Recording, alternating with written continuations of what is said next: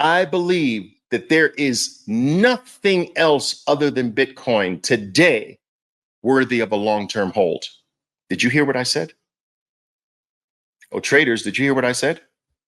I'm going to repeat this. I believe that as of today, because we have Bitcoin, now that we have Bitcoin, there is nothing else on planet Earth, nothing else available to the human species that is worthy of a long-term hold. Some people might argue, well, Oliver, there's diversification. What about diversifying? Diversify to what? Like, dude, Bitcoin is so far ahead of everything else that everything else doesn't even know Bitcoin is in the race. You know how like number one in a race can get so far ahead that number two thinks they're number one because they don't see number one anymore? Oh, wow, no one's in front of me. I guess I'm number one. That's the freaking NASDAQ. 16% annualized gains, and that's not sustainable. But 16% annualized gains over the past 10 years, 16%? Are you kidding me? Bitcoin does that in a day, can do that in a day. We're talking millions and millions of percent versus second place, 16%? What? Like, when you diversify, guys, things that are relatively close, you understand? You don't diversify yourself out of the number one winner if that number one winner is so far in a different galaxy that it's not even fair to make a comparison. So don't diversify, concentrate. Put all your, I am telling you this. All right. I guess to be fully responsible, I should tell you that I'm not giving you financial advice. But I will say this. What I had my kids do, I had my kids put everything, all of their eggs, their entire trust funds in Bitcoin. All of it, 100%. Do you understand? 100%. After decades of having a diversified trust fund, 100% in Bitcoin. So putting all your eggs in one basket and watching that basket very closely, but knowing you've got the right basket.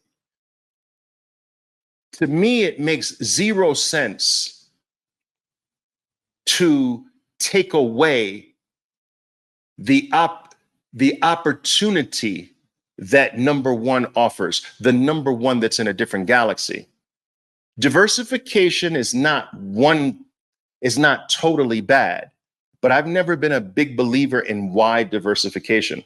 I've been a big believer in concentration, and it served me very well throughout my professional life. And so I'm not a diversifier. I'm a concentrator. Do you understand? And I've done this before. I had periods where I had 100% of my assets practically in Microsoft. Then I had practically 100% in Apple. And then I moved from almost 100% in Apple to Amazon.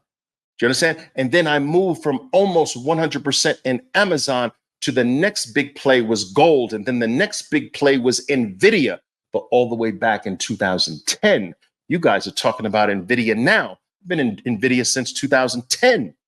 My traders can tell you here. So, and of course, now the next one rolling into is Bitcoin. I've done these concentrated bets my whole life. And they've served me extraordinarily well. But I think Bitcoin is the mega one, guys. This is the mega one. Like it is practically already put everything I've ever done to shame. And it's just getting started. There's no need to put into anything else long term. Now, can you play other things medium term, short term? Absolutely. I do that every day. I'm talking about long term and continuing to add to it long term. No, no, no, no. Why take that firepower away from number one? Why do that for number 20 and number 30 and number 17 and number 10? Why? It's stupid. Do you understand what I'm saying? Does this make sense? No one's going to speak to you this directly because it's taboo. It's taboo. Oliver, diversification, diversification. They just parrot these words that they've heard all their lives without really thinking of it. Diversification is an excuse for a lack of talent. All the successful market players I've ever come in contact with throughout my 4 decades of Wall Street experience, all of them, they were never diversifiers. They were concentrated bettors. They put the work in to find the very best thing and they concentrated. Nobody diversified. That's what they teach the retail crowd. Yeah, diversify. Because if I get you to go into 15 different things, I get 15 different commissions. But I can't make commissions if you just buy one thing. Bitcoin, that's it. Where are my commissions going to come from? Can you talk more about the process of how it will work to borrow against your Bitcoin from beginning to end? How to pick a company? Do they actually hold it? Guys, I don't want to go into great detail with this because this is a topic that I have pounded the table on for quite some time. I believe that I have taught for a very long time, even before there was Bitcoin, people.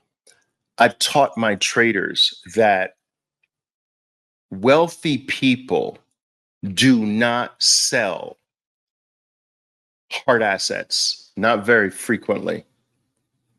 Wealthy people don't sell, they borrow. We live in a debt-based society. So the way you win in a debt-based society is to use debt. Poor people sell. Do you understand me? I've taught this for decades. Do you understand? I've taught my baby traders who started making money, I've taught them these wealth concepts. You don't sell. I'm not talking about trading for income. I'm talking about when you go into real assets, when you're socking away and building your wealth through real assets, you don't sell them. You borrow against them. You live from the borrowings against them. Why?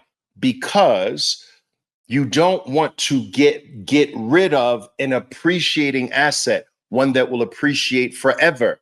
Why give that to someone? Keep that. Well, how are you going to live? You live by borrowing against this asset that will rise in value forever. Why would you live off of it? Because it's not taxable. Do you understand this? Wealthy people try not to be taxed as much as possible. So they live off of borrowed money. All right. So how do they borrow money? They have assets that are that they can use as collateral. What's the best asset? What's becoming the best asset in the world as collateral? Bitcoin. Bitcoin is becoming the apex collateral, becoming the premier pristine collateral in the world. Why? Because it has no third-party risk. All other collaterals have third-party risk. It has no nation-state threats against it. It trades 24 hours a day. It's highly liquid and it's globally desired. You can sell $1 million worth of Bitcoin on a Sunday morning over a freaking cup of coffee. Try doing that with a building on Fifth Avenue in Manhattan. I got to get out of my building. It's Sunday at 9:30 a.m. Can I get out of this building, please? All right. So There is no better collateral in the world than Bitcoin. And financial organizations today are scrambling to custody Bitcoin and to be able to build these types of financial services with collateralized Bitcoin. And so, guys, in the next 2 years, you will have red carpets rolled out in front of you. People will be begging, dying, in fact, begging you to come through the door. Let us show you what we can do for you now that you are a Bitcoiner, or you're a Bitcoiner. Well, come this way. And at the end of the walkway will be a table, a desk with Dom Perignon waiting to say, what in the world do you want? Anything your heart desires. You're a Bitcoiner. You think I'm joking? You think I'm being facetious? You're going to see. You're going to see. The third layer on top of Bitcoin, because money is a layered system, people. The third layer is financial services. So you got layer one, base layer money, that's Bitcoin. Layer two, the quicker and speedier moving of that base layer money over space. That is what the purpose of a layer two is. Base layer one money is not supposed to be fast. Don't let the shitcoiners fool you. Base layer money is supposed to be slow. The foundation of an entire building is not supposed to be fast. It's supposed to be freaking rock solid.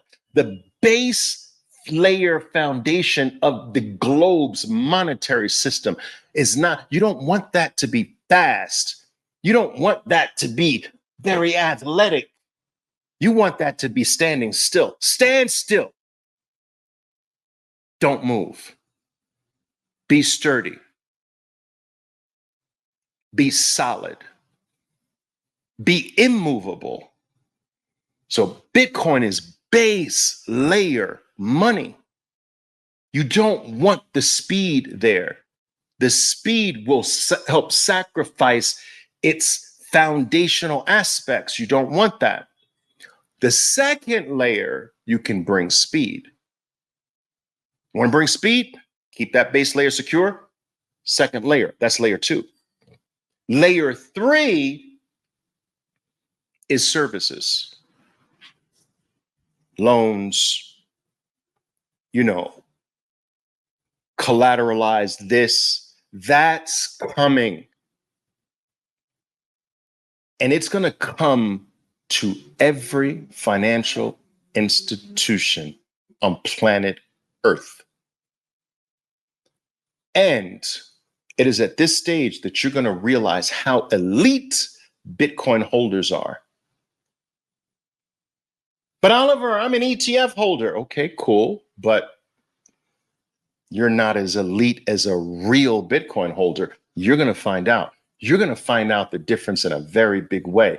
Is your shit accessible on Sunday morning, 9:30 over a cup of coffee? Oliver, I have the Bitcoin ETF. All right. Yeah, but is it accessible to you at 9:30 on a Sunday morning over a cup of coffee and with your friends? No. Do you still have to seek permission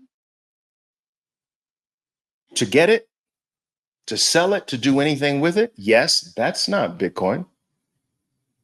So you're going to find out, especially when layer three starts being mapped out, and it's currently in the process, you're going to find out the difference between a real holder of Bitcoin and paper Bitcoiners.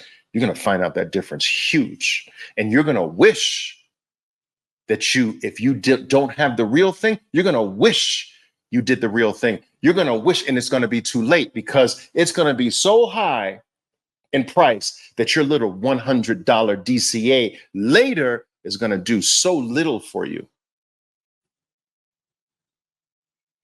You're going to curse the day you didn't get real Bitcoin in self-custody.